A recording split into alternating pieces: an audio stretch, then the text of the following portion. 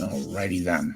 Successful Indie Author, 5-Minute Focus, episode 1017. Support your art, but then make it support you. You wear two hats as an independent author, your artist hat and then your business hat. With your artist hat, I submit to you, you should give it your full attention. You should be the artist that you're capable of being. Now, I'm not the visual artist kind of guy. I can't get colors to match because I don't understand that color wheel thing. And I'm half deaf, so sound is music is good or it's not good. And that's it. That's the extent of my knowledge. But when it comes to telling a story, that's something that I have been able to do. And I can embrace and understand the flow and the visuality that the words create. The artist side of me, artist.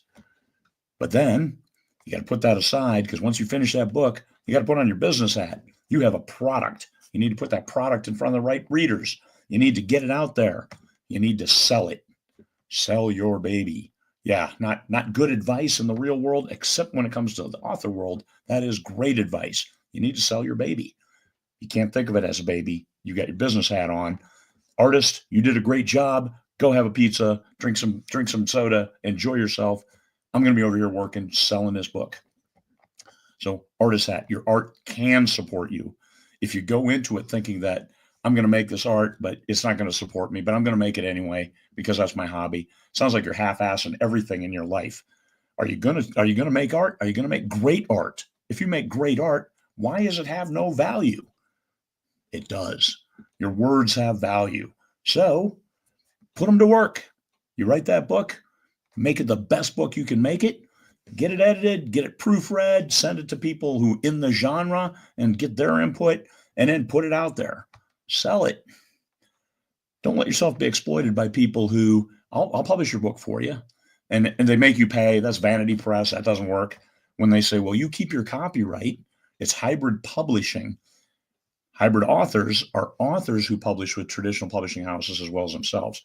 Hybrid publishing is a code word for vanity press. If you're paying somebody to publish your book, you're the product, not your book. So don't do that. Strongly discourage you from doing that. Or another publisher will pick you up and say, oh, geez, I can pay a straight 10%. Let me give you a little bit of an advance. And you're thinking, I hit the big time. No, what that tells you is you probably need to keep your day job because you're getting 10 cents on the dollar. Whereas you publish it yourself, you're getting 60 to 70 cents on the dollar. Which would you rather have? Are your words going to support you, or are you going to let your words support somebody else? That's the danger of when you take a contract. Now, I have contracts anywhere from 30% to 70%.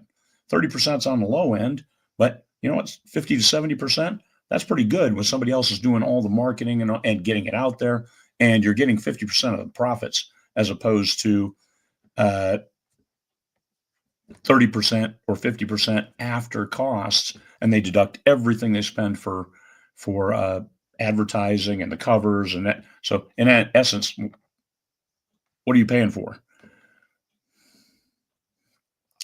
Look at the business side of it. Make sure if a publisher picks you up, they're transparent with their numbers. You know exactly what your book is going to pay for when you put it out there for sale, when they put it out there for sale for you.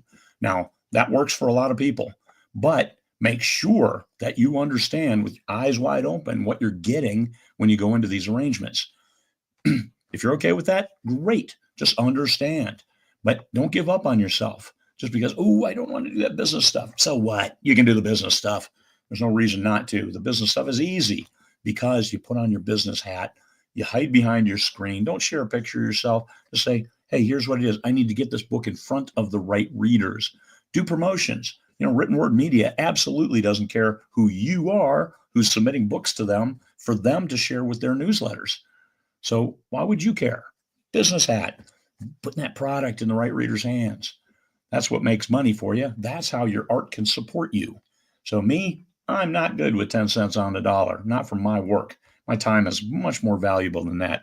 My art sustains me in more ways than one. It sustains me because I love disappearing into my worlds. I love writing. I love the process of writing.